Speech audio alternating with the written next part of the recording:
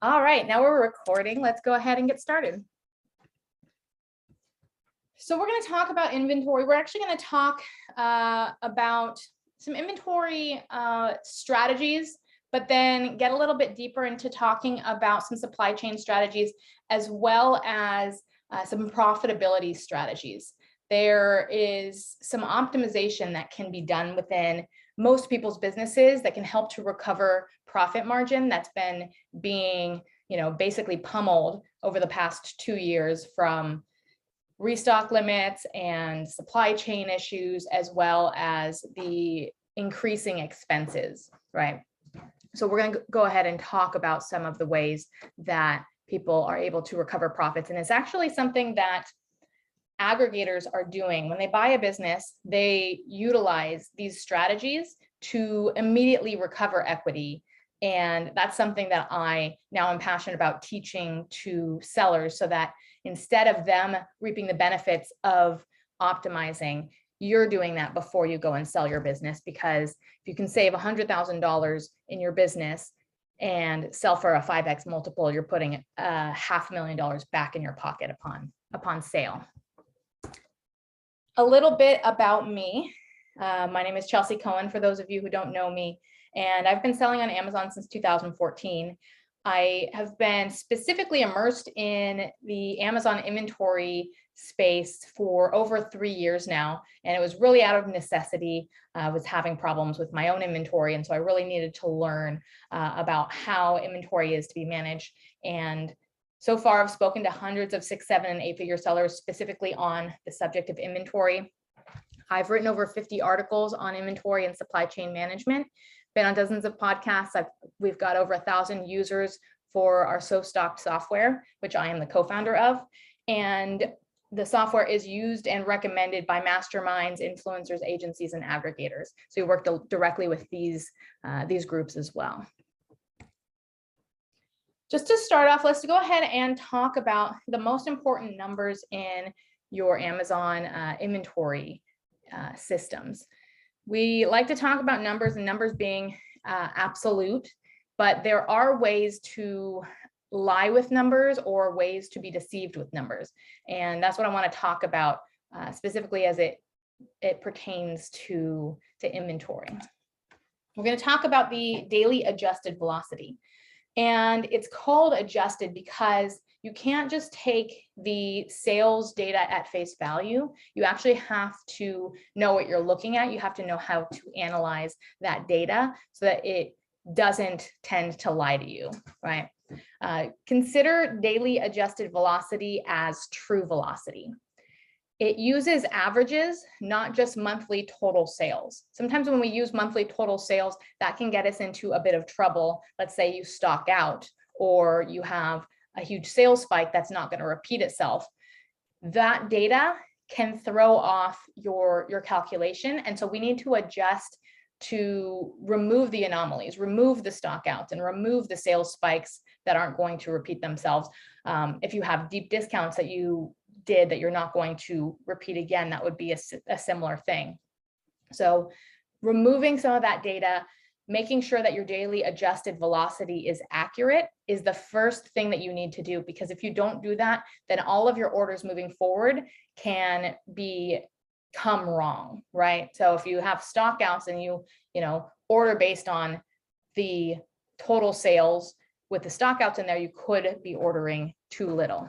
So of course you analyze and you get your daily adjusted velocity, and then you can layer growth trends and other things on top of that. But that is the foundation. That is the basis of inventory management.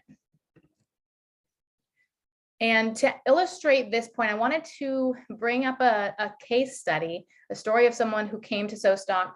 He is a 7-figure seller, and he'd been using another software for years. He'd been selling in the wholesale space for a long time. And he'd been using this software, but then he built his own spreadsheet to improve the accuracy of his best sellers, because he was still stocking out even though he was using this software. So when he got into SoStocked, he actually found that the velocity was being predicted very, very high, and he didn't know why. And so he was trying to analyze why was it that SoStock was so much higher than his other systems. So here is a great example of how data can steer you wrong. Here are the actual examples that he was using. His true velocity was 15 units a day. However, the software that he was using was telling him that his velocity was 8 units a day. His spreadsheet was telling him 10 units a day. And then SoStock was actually telling him 15 units a day. And he couldn't understand, why are these numbers so completely different? And so let's talk about exactly why that is.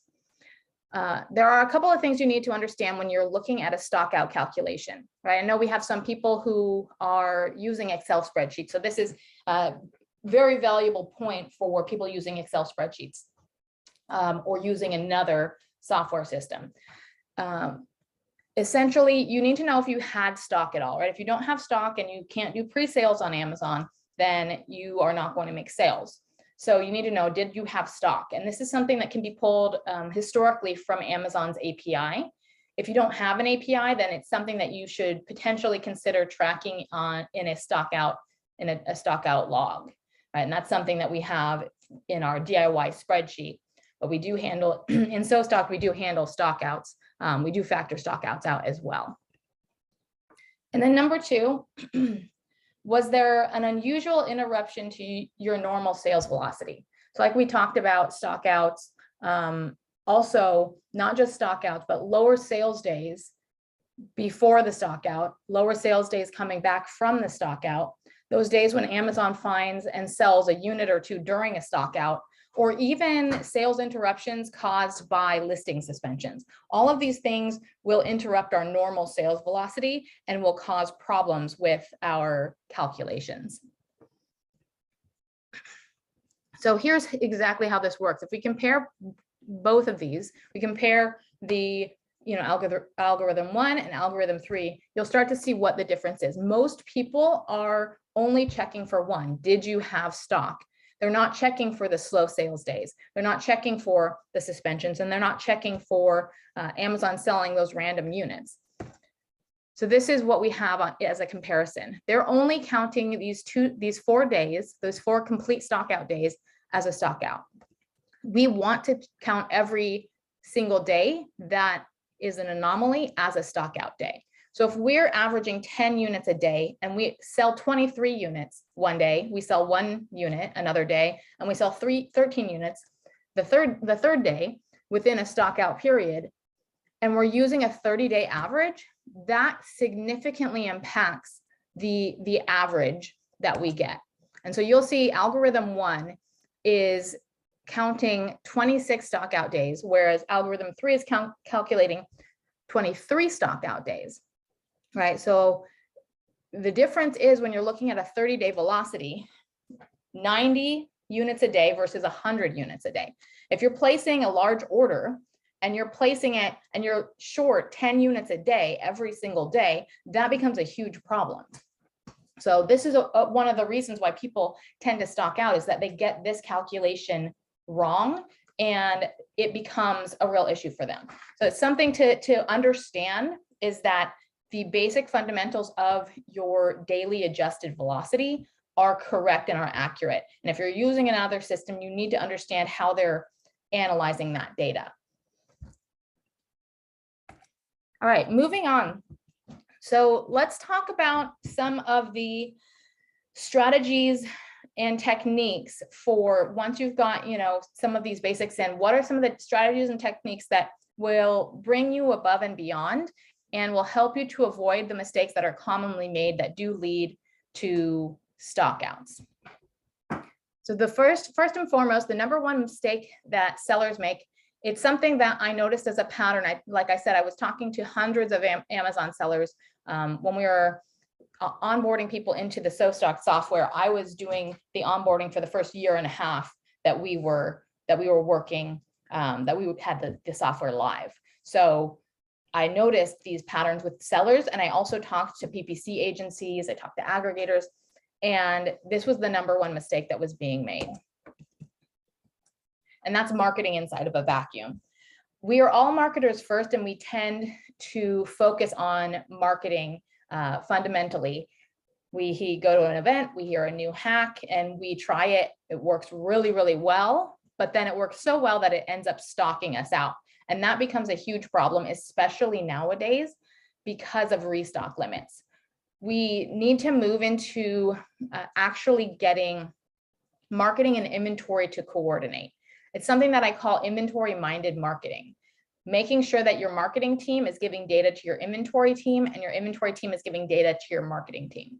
We need to start marketing across our entire catalog because restock limits makes that vitally important.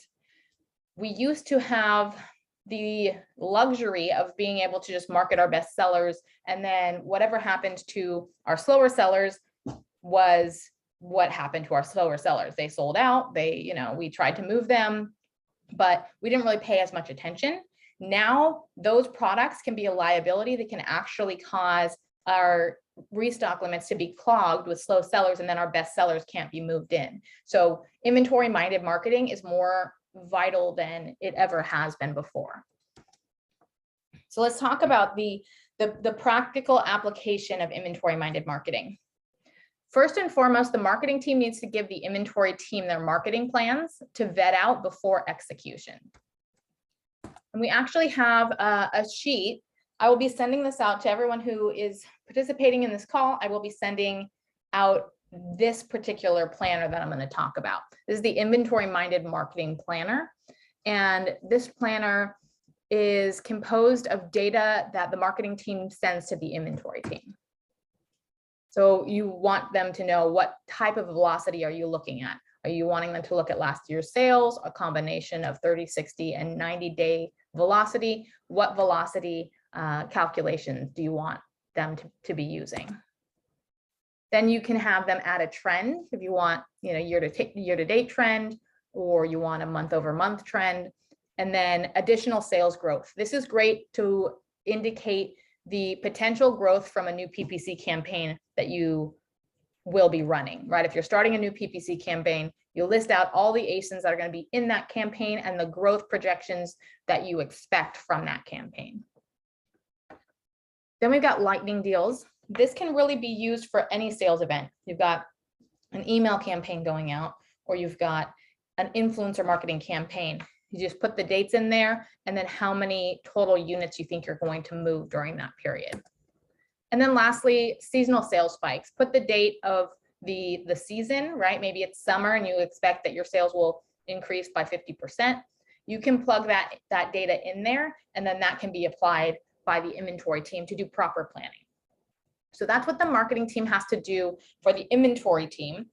The inventory team has to take more responsibility as well. And this is something that I think not a lot of people are currently doing, and I think can be extremely valuable. And that is the inventory reports that could be sent. So I'll walk through what the inventory reports are and also how the marketing team should be using them. First is the stock out risk report. Stock out risk report is basically looking at any products that will potentially stock out based on the current sales velocity, right? Based on how much inventory is available and the current sales velocity and what you have left to send into Amazon, let's say from your 3PL or something like that. So what you want to do in this case is you want to, for an easy calculation, this is something that SoStock can do naturally, does naturally in its own report. So if you are using SoStock, you can access a stock out risk report or create and adjust your own stock out risk report within the dashboards. But if you're not, then you would use this calculation, and that calculation is simply total inventory divided by daily adjusted velocity, and then that would equal your days of remaining stock. So you can see how many days you have left before you're going to run out. So in order to use this, the marketing team will be able to see, that maybe they could slow down sales, very, very carefully, not to lose ranking, but slowing down sales enough to get the inventory back in stock before there's any problems. They could also consider that there are certain products, maybe they were going to market them in a PPC campaign. Well, let's remove them from the PPC campaign and only put them into that PPC campaign when the inventory when the new inventory actually arrives. All right, we have a quick question here. I'm going to answer real quick. So stock supporting Walmart and Deliver for these calculations? So we are working on that. We are very close to launching a live beta of Shopify, and then we'll be working on Walmart and Deliver. So it's definitely in our short-term plans. Our focus for the next several months is primarily integrations. So that is coming very soon. Good question. All right, so let's go into the slow sellers report. The slow sellers report, these next three reports will sound very similar, but I'm going to explain the differences in how they're being used. So a slow sellers report, I call this the move it or lose it SKUs. These are SKUs that they potentially could become really, really bad losers, but right now they're kind of teetering in the middle. They could go either way. You could push them and they could become, decent sellers. So you want to pick a range. You want to select a minimum and a maximum daily adjusted velocity range and define that within your own business. Perhaps for you in your own business, maybe it's on the low side, it's 5 units a day is pretty bad, but not completely horrible. And then 20 units a day, maybe anything above 20 is a good selling product for you. So that range of slow sellers would be something where you send this report to your marketing team, and your marketing team can now ramp up sales. Their goal is to ramp up sales, to move this into a good viable range so that they don't end up clogging up your storage space inside of FBA, and so that they don't fall into the next category of sales, which is the liquidation report. And the liquidation report, very similar, but not quite the same. It needs to be treated differently by marketing, right? So the slow sellers report, they need to ramp those sales up and try to get it into a better range. And the liquidation report, this is all products that you don't plan to restock.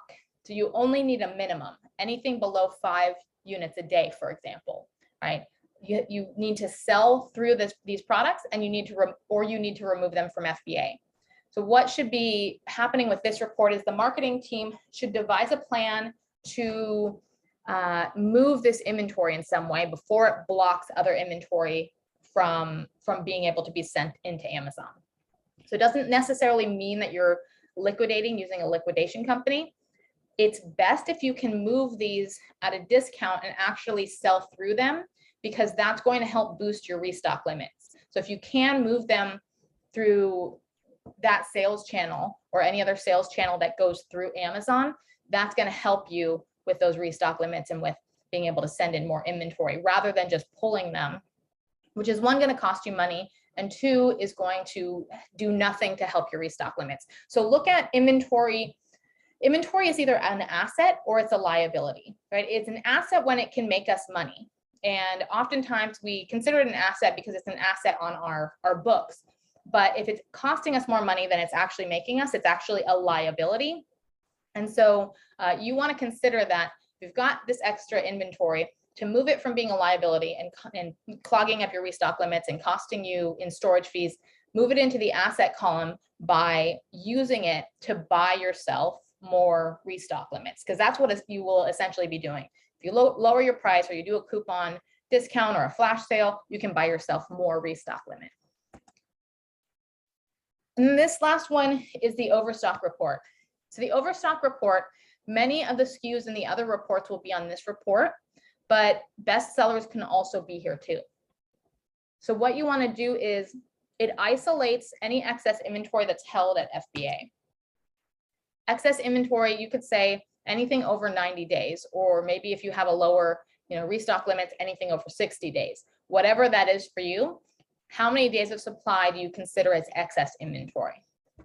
And so, like I said, excess inventory can be an asset or it can be a liability. So you want to send these reports to your marketing team to use the stock to clear space, to avoid more storage fees, to boost your restock limits, and to increase your ranking by increasing sell-through. So take these overstocks and look at, okay, maybe there are slow sellers and we want to increase the ranking, the page ranking, so that we can end up putting that product into a more viable range. Well, if we have overstock, then we actually can use that as an asset to be able to potentially move that up the ranking. All right, let's now talk about logistics flexibility.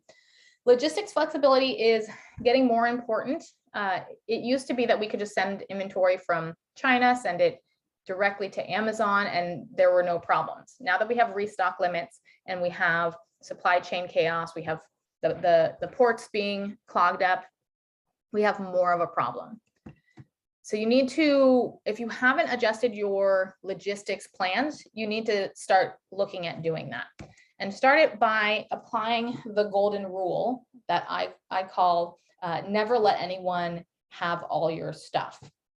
A lot of times when people run out of stock, it's because they let somebody have all their stuff. Whether they put everything on a boat and it floats in the middle of the ocean and it gets stuck at the port, or they send everything in a truck to Amazon and Amazon doesn't check it in for weeks and weeks and weeks.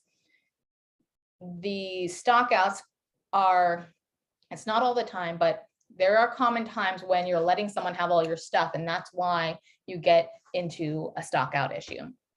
So the way to set up your supply chain then is to always have just in case inventory. So if you order a container load, you might want to consider ordering a container load plus a month or two of additional inventory. That way you put everything in that container, you put it on the ocean, and then you have inventory sitting at your supplier's warehouse, just in case that ocean shipment has problems and doesn't get checked in on time. So you'll have that inventory sitting at your suppliers, and oftentimes you can talk to them about holding it for free. So you're not paying warehouse fees. And then you will only send it by air if you absolutely need to. You don't want to incur that expense unless it actually makes sense for you. If you actually need to send it via air and it actually is profitable for you, then you have that extra inventory sitting there just in case you need it. And I know that this would be a larger order for you, be a larger order to purchase. One of the ways you might be able to mitigate a larger order like that is to negotiate to only pay the final payment on whatever leaves. So if you order all of this inventory, you pay the initial payment, maybe it's 30% down for the entire shipment, for the entire order. Then the ocean shipment goes and you only pay the rest of that order for the portion of the inventory that's actually left the supplier. And then you're not paying for the inventory for the air shipments until you actually need to use them. So that's a way to help to manage the cash flow, and something that we've personally negotiated with our supplier, and I've heard of other people doing the same. And then of course you can send it to your 3PL and send it to FBA. Now the same rules should be applied to your 3PL. Most people have to have a 3PL. So one of the issues that happens is that someone has a 3PL, they send everything less than truckload or full truckload to Amazon, and they're not holding extra inventory at their 3PL. You should be holding extra inventory at your 3PL in case your LTL shipment or your FTL shipment, right? Full truckload, less than truckload.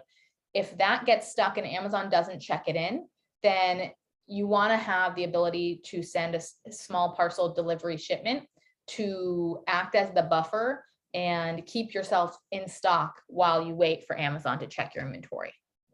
And we're going to talk about what are some of the reasons that you might not get your inventory checked in quickly, and how do we get around that some of these times. And then of course, I always recommend having a fulfilled by merchant option, right? The ability to fulfill inventory outside of Amazon. So you can take on sales through the Amazon sales channel, and your distribution is not solely reliant on Amazon. You can distribute, you can fulfill those orders through another channel. This is also a good idea because FBM sales still contribute to your restock limits. All right. So a lot of the time, there's a lot of questions that come about regarding why does it take my inventory so long to check in? We've got a quick comment here. Chelsea, this is gold. We implemented this strategy back in September of 2021 and have not stocked out so far. We even created an FBM with a 3PL to overcome Amazon FBA. Yes, fantastic. I love that. So yeah, so you've got someone commenting right now. They actually have used that strategy of being flexible, logistics flexibility that really helps you to be more have more control over what happens, regardless of what Amazon does, regardless of what happens at the ports. It's extremely important, and it helps a lot. All right, fantastic. So we're going to talk about trucking, the trucking portion of Amazon. So trucking going into Amazon. If you've ever wondered, why does it take so long for your inventory to check in? There are some insights that we can provide regarding this. One is that there's something called Amazon Freight. Amazon owns a lot of these truck trailers, right? And because they own these truck trailers, they can tell people what to do with them. They've got independent truckers that pick up these trailers and they drive them to Amazon, and Amazon can say, drop it off, leave it, and take an empty one and go pick up another order. And so this was a really, really good system and worked really well until there was backlog in the warehouses. And so what ended up happening is that they would drop the trailers, there'd be no empty ones to pick up, and then they would just pile up, just drop a ton of trailers in the warehouses. And so when you say, well, my shipment was delivered, but it wasn't checked in, it's because it's sitting in a parking lot somewhere, which you probably have guessed that that's what is happening. What you may not realize, though, is that there are options for companies that don't have to drop the trailers. There are companies that can go into Amazon and do what's called a live unload, and unload directly into the warehouse and drive away with the same trailer that they came in with. And so that helps to, when your delivery date is actually going to be your check-in date. Even if the delivery date is later than the Amazon Freight or Amazon partner carriers, if your inventory is being checked in on that delivery date, the net check-in time is faster, right? You don't really care when it's delivered, you care when it's checked in and was actually available for sale. So you want to make sure that you're working with people who can actually get your inventory checked into Amazon. So if you're having problems with this, it doesn't always make sense. Amazon partner carriers are a lot cheaper than some of these non-Amazon partner carriers. And Amazon also doesn't, they don't cover the inventory. So they won't reimburse you for any lost inventory. So you need to make sure that your insurance covers you or that the trucking company covers you. But so there are pros and cons to using a non-partner carrier. But if you're having problems with getting your inventory checked in and you're really close to the wire and you're really close to running out of stock, you want to consider using a non-partner carrier. So that could all change in a couple of months, right? This is what is happening now. It used to be that Amazon partner carrier was the best option. They were reliable and they actually helped to lower the cost of your shipment. Nowadays, they are a lower cost. And this is specifically pertaining to Amazon partner carrier with LTL and FTL. We're not talking about small parcel delivery. Small parcel delivery is actually something that is still working well within Amazon. They get checked in really quickly, so you don't have to worry about it on that side of things. But the whole point is that you need to become friends with your 3PL and your freight forwarder reps. They are going to know the most up-to-date information on when to use what type of service, right? They know more about what's getting checked in, what's not getting checked in, who they're using, and so they are a wealth of knowledge. And you shouldn't just treat them like order takers, right? Oftentimes we go and we create our shipment on Amazon, and then we email our 3PL and basically give them instructions as to what to do. But that's going to be an issue if you're giving them instructions and it's not the best way to get your inventory into Amazon.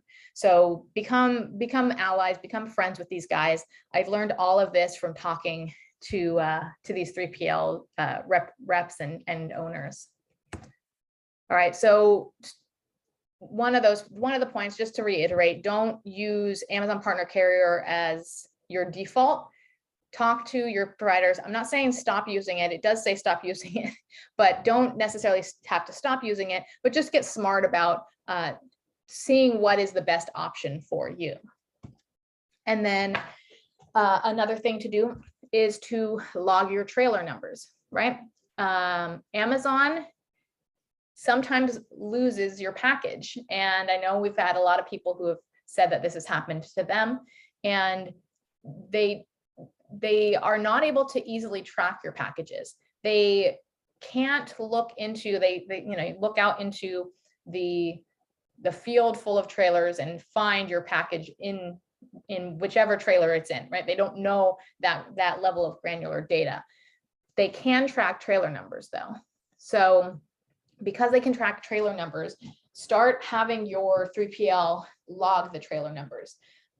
Oftentimes, what can happen is you call them up and you ask them, can you track down this trailer? Where is this trailer? And usually it's buried in the yard somewhere, but sometimes that's not the case. Sometimes it can be lost and it can be in a different location. And that's happened in the past to one of my friends, and he actually had trailer. It was supposed to be in Nevada and it went to California instead. And because it went to California, they didn't do anything with it. They said, this isn't ours, and they set it aside. And who knows how long it would have taken for someone to figure out what to do with that inventory. And finally, so what they did was they were able to track it down, find out what happened, and then were able to request an authorization to check that Nevada inventory into California and then redistribute it as needed. So that's a good example of why logging your trailer numbers can help a lot. Another example, or another thing that could be done if you're having a lot of trouble with this, is to get a geo tracking and put geo tracking into your package. This is something that I was talking to Eddie Levine, who is the owner of HubDub, and he uses this method sometimes when there are a lot of problems with this. So consider, if you're having a lot of problems, it's I think about a $20 solution, and you just simply stick geo tracking into your packaging inside of the trailer. All right, so let's talk about profitability. Let's talk about really the reason why I created So Stocked in the first place. And that was because I was tired of all of the little tiny things that were costing me money, stock out here, a little stock out there, over ordering here, paying too much for storage fees, all of I call them death by paper cuts. I was really sick of the death by paper cuts. And so there's actually an opposite concept to death by paper cuts, and that's little hinges move big doors. So there are little things that you can do, and they don't necessarily cost you a lot of money, right? Just some extra work, but there are little things that you can do that could make a huge difference in your profit, right? Something that we did, and I'm going to show you an example, something that we found and that we did within our own business that was able to save us 68 cents per unit. And these are the types of things that get me really excited. So we're going to talk about carton optimization. We're going to actually talk, I'd like you to think about the big picture of, if I've got to pay $10,000 per container, right? I used to pay $2,000, now I pay $10,000. I want to get as many units in that container as possible. So I want to optimize, get as many units in the container as possible, get as many units on my pallets as possible for those, if I'm paying $40 per pallet to store my inventory, the more pallet units I fit on that pallet, the less expensive it is, the less pallets I have, right? The less, cost I'm spending per unit. So carton optimization is something that came about out of necessity this last year in my personal business. Now, when I went to create a shipment, I was shocked to find out that there was a carton weight minimum. Never heard of it before, never had that problem before, but all of a sudden my freight forwarder was charging me 12 kilograms as the lowest weight minimum. So if I had anything below 12 kilograms, they were still going to treat it as if it was 12 kilograms. So I had 7.7 kilograms and I was going to be charged as if it was 12. So instead of paying $11,000, I was going to be paying $17,000. That was a difference of over $6,000 per month or $75,000 per year, a significant difference. If you don't know the details of whether this is, and of course this is if you're sending less than a container, right? But it was a significant difference. And so it was something that had to be resolved.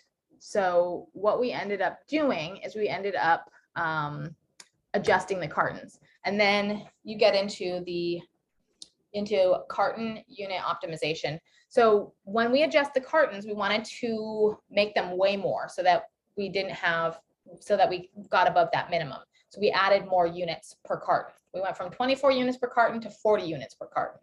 And what that did is that it decreased the number of cartons. Instead of 417 cartons, we had 250 cartons for an order. And that helped to distribute carton fees. There are carton fees involved in, labeling, in, handling. There are specific carton fees that your 3PL is going to charge you. And so we had an average of $3.60 per carton. What that did was that helped us to go from $1,500, because we had less cartons, $1,500 to $900 per carton, or a savings of $600 a month or $7,000 a year, which was a significant savings. So when we add up all of the savings, $6,800 per month or over $82,000 per year. It's a huge amount of money that could potentially be saved by simply realigning and reconfiguring your cartons. And actually, we're not going to get into the specifics of how we do it. We're actually releasing a tool in the next couple of weeks that is a carton optimization tool. The best way to calculate carton optimization is actually there are several different ways, but you have to look at your unit size and your pallet size. And you want to get as many units per pallet and you want to get as many units per carton. And so that is kind of the math that has to be done to be able to figure that out.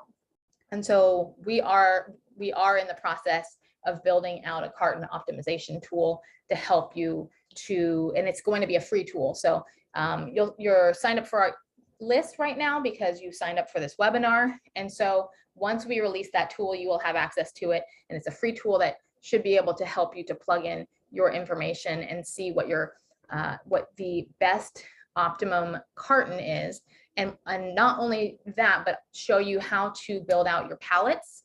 Perfect, how to build out your cartons and your pallets for the most optimum use, as well as the cost savings that you'll be able to make with that new configuration. All right, and Daniela says, I faced this as well and I increased my carton weight, saving some money. Yes, that's fantastic.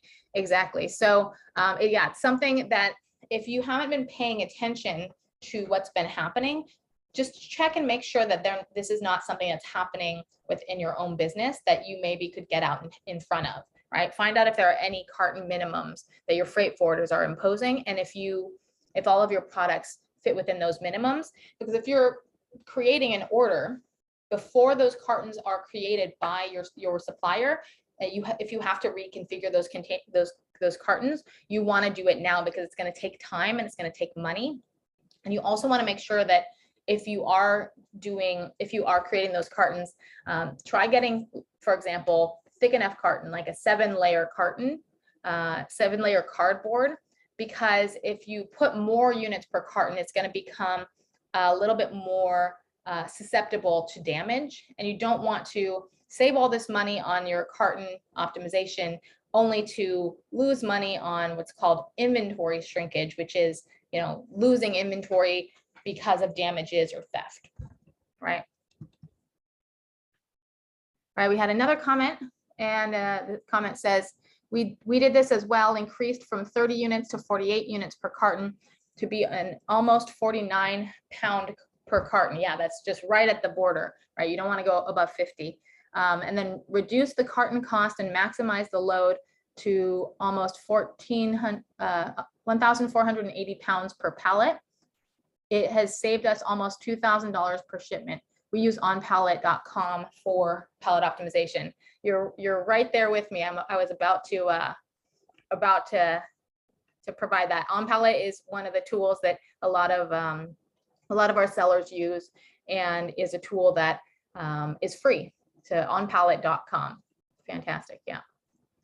And then we ended up saving in freight, 3PL handling costs, and even UPS and FBA shipping costs. Yeah, you save all the way along the line.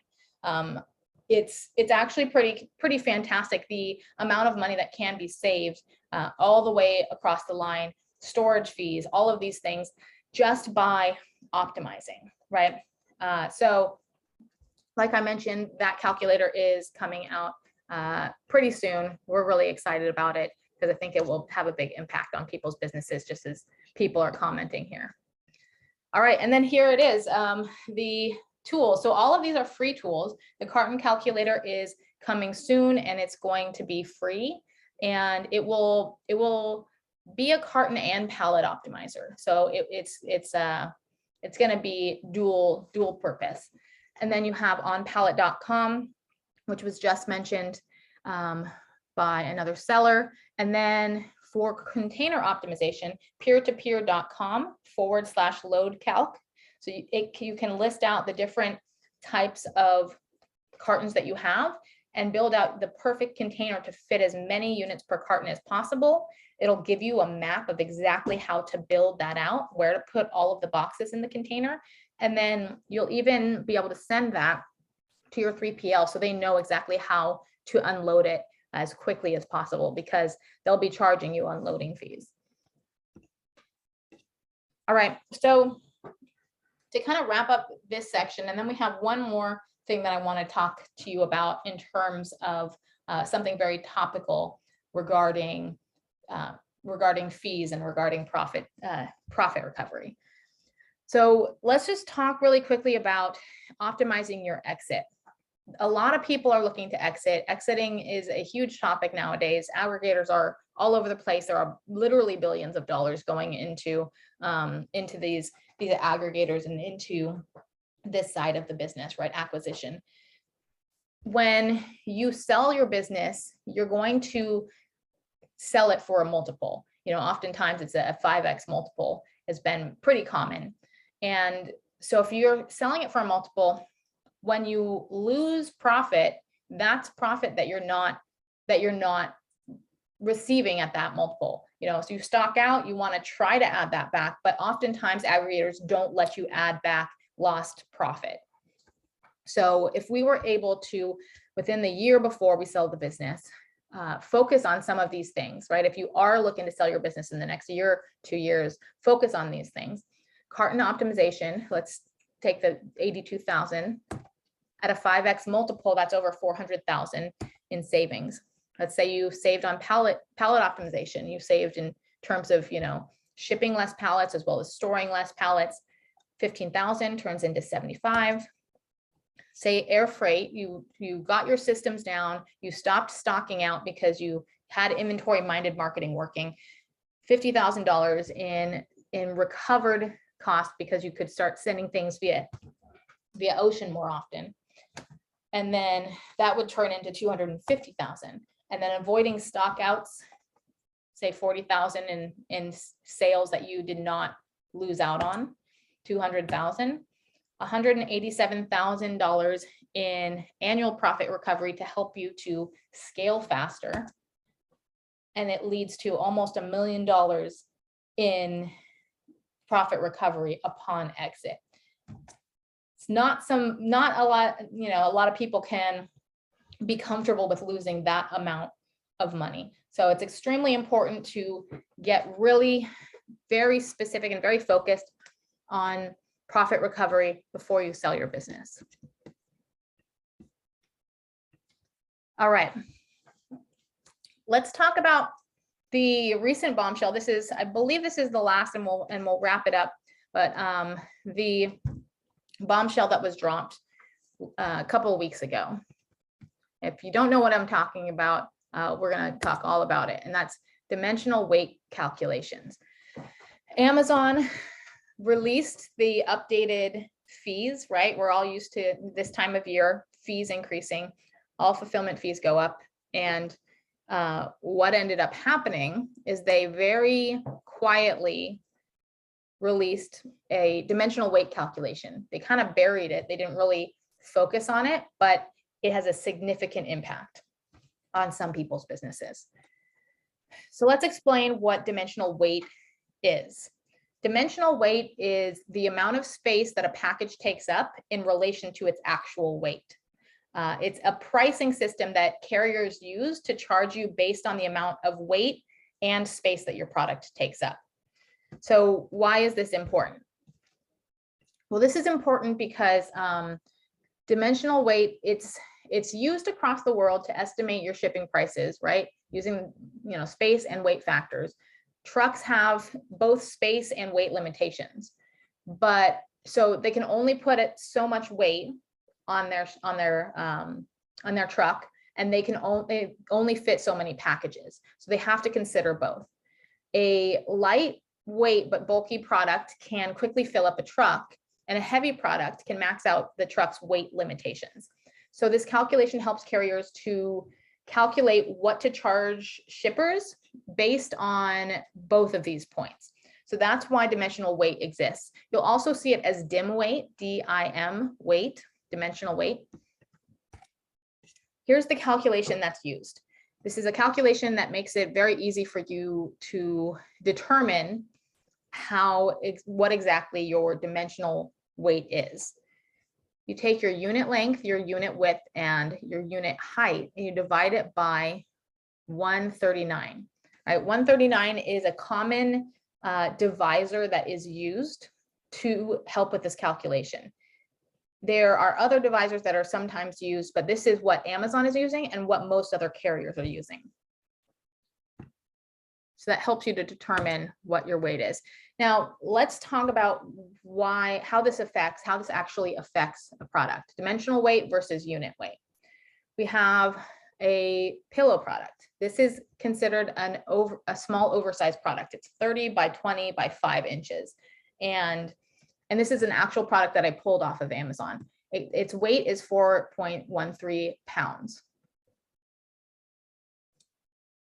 So we take the dimensions and we figure out what the actual dimensional weight is. So instead of 4.13, which gets rounded up to 5, we have 21.58, which gets rounded up to 22 pounds. So that is a significant difference.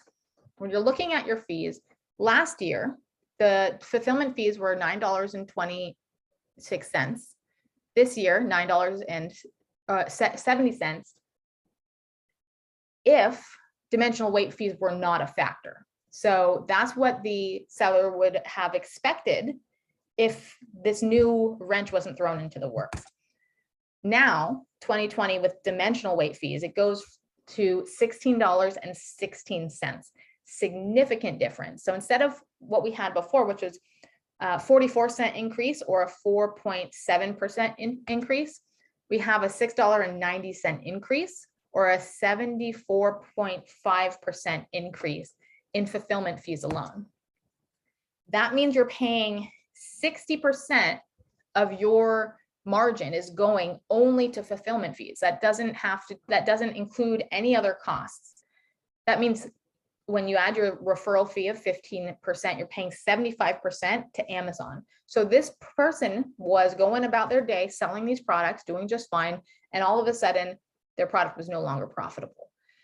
Pillows are a great example because obviously pillows are lightweight, but bulky. So we use these as examples. Not everything is an extreme example, but we had people in our community saying that their fulfillment fees increased by, $1, by, 50%. I have a friend who personally had their fees increased by 94%. Pretty hard to stomach. All right, now let's look at this other product. So this is a product that is large standard. This is 4 pillows versus that other guy's 2 pillows, but he gets these 4 pillows into 17 by 11.5 by 8.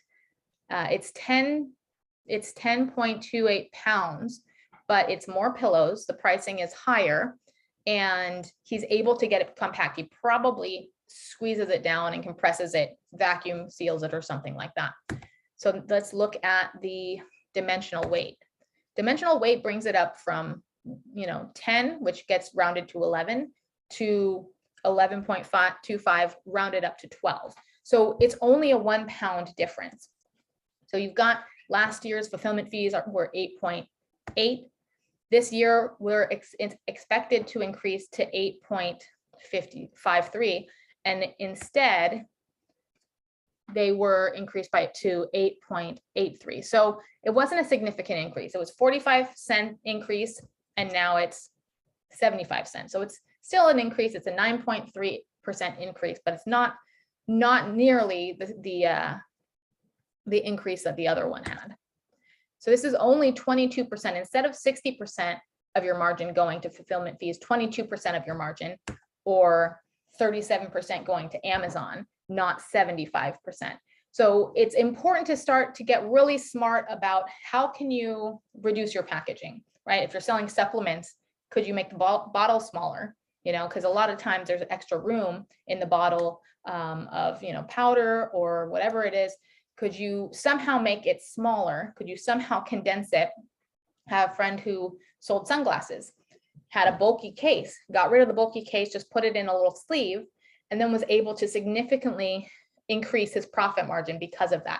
So it's time to buy your product from yourself, get out the measuring tape, take it out of your packaging, get out the measuring tape, fold it up, do some experimenting and see what you could possibly do to get those fees to be reduced. And it doesn't have to be that your product is being influenced by dimensional weight. It could just be that your product, you want to see if you can get into a smaller size tier. So start studying the size tiers, start seeing what impact you could potentially make by reducing the unit size. And then beyond the fees that you could save in fulfillment, that trickles all the way through your cartons, your pallets, your shipping. All of that is going to be positively impacted by reducing that size. So start with the unit weight if you can, and then start moving into your cartons and your containers. I think there's a lot of money to be made and saved, and I think it's time to do that. We know that it's not just a temporary thing to be paying so much for shipping. It's not just a temporary thing to be, realizing that restock limits are here to stay at least for the next year or so, probably, right? They're improving, but they're not going away. So 3PLs are here to stay. So something to start looking at, how to recover profit margin. This is a great way to do that. Focusing on details and on flexibility is the way that you will dominate in 2022, the way that you will be able to recover money so that you can scale. Wanted to give you a little bit of insight, especially regarding, so we're going to be building out tools to be able to do these things. Eventually they will be built into SoStocked itself, but we wanted to release some free tools before that point. And as far as SoStocked, just especially some of these things that we talked about in the beginning about the dimensional, or sorry, about the daily adjusted velocity, about keeping track of your stockouts, and all of those reports that are needed by the marketing team. That all can be covered within SoStocked. So if you're looking at the possibility of getting things really organized this year with your inventory, and you haven't tried SoStocked, if you go on SoStock.com, we're offering a free trial. If you look at the bottom, there is a little floater bar that links to a free trial. We're customizable. We have been built with Amazon sellers in mind, but also with the recommendations of Amazon sellers. So we worked hand in hand with hundreds of sellers that have given us input and have helped us to build SoStock to what it is today. We factor restock limits into your forecast. Like I said, we have over 1,000 happy customers. We do free data migration for you as well. So if you don't have time to migrate your data, you can send it to us and we can help you to do that. And then we do one-on-one onboarding. So you'll talk to someone who knows SoStocked, knows inventory, and can help to advise you as to how to best set up your inventory systems to be able to operate smoothly. We did have another comment. Our products have a lower dim weight than actual weight. So will our FBA fulfillment costs go down? That's a really good question. It actually won't. It's the greater of one or the other. So it's going to be the actual weight. It's going to be the actual unit weight is what they're going to use. They're going to use the greater of whichever one is greater is really what they're going to do. So unfortunately, they're not going to reward you and bring your cost down. But that's a good question to ask. All right, just a few of the features that SoStocked has, just to familiarize yourself. Customizable forecasting per SKU, right? That includes restock limits. It includes adjusting and customizing your velocity calculation. Also includes factoring out stockouts, sales spikes, adding trends, and adding additional sales growth. And then we have an inventory timeline, which is my favorite, helps you to see what is going on with your inventory at any given time. Seth has a comment here. He says, SoStocked is the third inventory solution I have used, and we love it and going to stay with them for a long time. I loved your fair pricing in line with our sales. Anyone on the threshold, I strongly recommend giving it a try. We love their customizable dashboards and so much fine-tuned control that we have. Awesome. Thanks so much for saying that, Seth. We've worked very hard over the years, and so it's really great to know that we're helping people and that people are enjoying the software because, like you, I'm an entrepreneur and we do work very, very hard. We take the feedback and we really want to help people to make their profits, to increase their profits, to avoid stocking out. And I recognize that as a huge problem with my own business, and I wanted to solve that problem. So I like to be able to solve that problem for other people. So thanks very much. All right, we've also got order and transfer tracking. So you can track where your orders are and when they should be arriving. Customizable inventory dashboards. So this is what we were talking about with the inventory-minded marketing. And then PO and transfer creation. So you can create the PO inside of the system and then email it directly to your vendors. We have presence on the Amazon App Store. We have a lot of great reviews. Hands down, forecasting is the most accurate. Solve 99% of our forecasting challenges. So you can go onto the Amazon App Store and take a look. Getting rid of spreadsheets forever. We make much more money now. Time down from hours to few minutes. Oops. And that's really all I have to say. Daniela says, also for me, it was a great decision to move to SoStock. Saved me so much time that I was able to spend with forecasting for more, that I was spending with the forecasting for ordering new stock. Yes, that's awesome. So yeah, so like I said, check out SoStock if you are interested. There's a 30-day free trial, and we're happy to help you with anything getting set up, understanding how best to implement some of the things that you need to do within your business. We also have an SOP that was created. Anyone who's using SoStocked right now, you can go to sostocked.com/SOPs, plural, and download that if you haven't downloaded it. It was created by a company called Escala. They do SOPs for a lot of big Amazon sellers as well as aggregators. And they've put together a full SOP for us not just how to run SoStock, but also how to manage your inventory in general, how to coordinate your teams, the marketing team, the inventory team, the accounting team, and the approvals process. So all of that is documented within that that system. Love to talk to you today. I hope some of this stuff was helpful. Write to me and let me know if you use any of these tactics and they save you any money, save you any time. You can reach out to me at sostocked.com/connect and find a bunch of great resources there, as well as ways to reach out to me. If you do friend me on Facebook, then please write me a note and let me know who you are, because I get a lot of friend requests, and I only tend to accept those that I know who they are. So would love to have you say hi. Thank you guys so much for coming. I don't see any other questions here, but if you have any final questions, go ahead and type them in the chat. And then for anyone who is going to Prosper, I'm going to be speaking at Prosper. So it'll be my first time speaking at Prosper. If you find me, come say hi, and I'd love to connect with you guys. All right, no more questions. Fantastic. Thanks so much, and I will talk to you later. Bye.